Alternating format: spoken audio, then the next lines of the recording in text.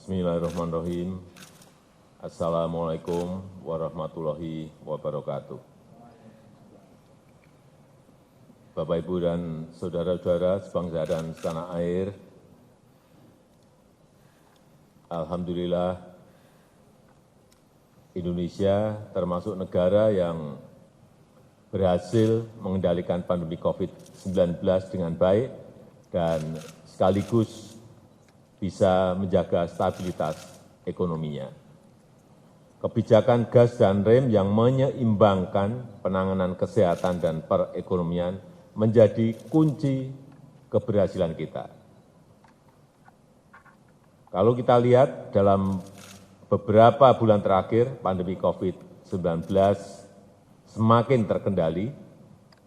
Per 27 Desember 2022, kasus harian 1,7 kasus per 1 juta penduduk, positivity rate mingguan itu 3,35%, tingkat perawatan rumah sakit atau BOR berada di angka 4,79%, dan angka kematian di angka 2,39%.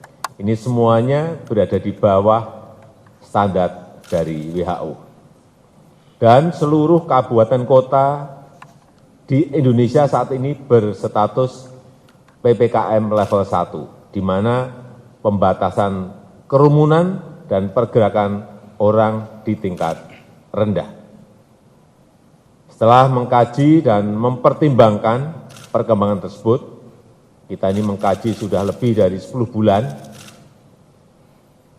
dan lewat pertimbangan-pertimbangan yang berdasarkan angka-angka yang ada, maka pada hari ini pemerintah memutuskan untuk mencabut PPKM yang tertuang dalam Instruksi Mendagri nomor 50 dan 51 tahun 2022. Jadi tidak ada lagi pembatasan kerumunan dan pergerakan masyarakat.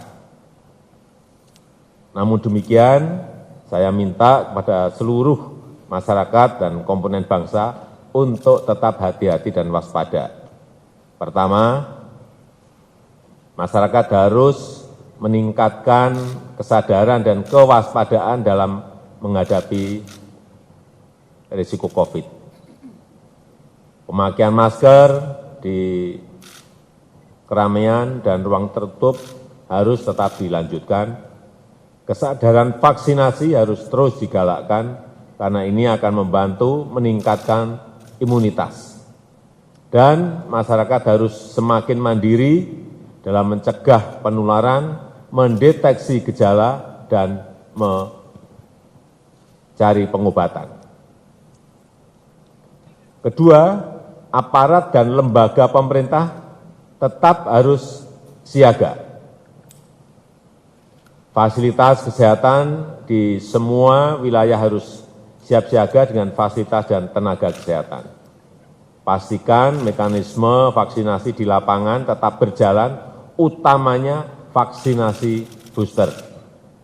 Dan dalam masa transisi ini, Satgas COVID-19 pusat dan daerah tetap dipertahankan untuk merespon penyebaran yang cepat. Jadi Satgas daerah tetap ada selama masa transisi. Bapak, Ibu, dan saudara-saudara sebangsa dan setanah air, walaupun PPKM dicabut, ini juga perlu saya sampaikan, jangan sampai ada kekhawatiran. Walaupun PPKM dicabut, bansos akan tetap dilanjutkan. Bansos selama PPKM akan dilanjutkan di tahun 2023, bantuan vitamin dan obat-obatan akan tetap tersedia di vaskes yang ditunjuk, dan beberapa insentif pajak dan lain-lain juga akan terus dilanjutkan. Saya rasa itu yang ingin saya sampaikan. Semoga Tuhan Yang Maha Kuasa senantiasa meridhoi segala ikhtiar bangsa Indonesia untuk mencapai Indonesia maju. Terima kasih. Wassalamualaikum warahmatullahi wabarakatuh. Dan mungkin perlu sedikit saya tambahkan bahwa Indonesia ini termasuk satu dari 4 negara G20 yang dalam 10 bulan, 11 bulan berturut-turut tidak mengalami gelombang pandemi. Kita ingat saat puncak Delta, kita berada di angka 56.000 dan di Juli 2021 dan di Februari 22 kita mengalami lagi puncak tren karena Omikron berada di angka 64.000 kasus harian. Saya kira data-data ini perlu kita sampaikan. Kemudian kondisi pandemi juga semakin terkendali.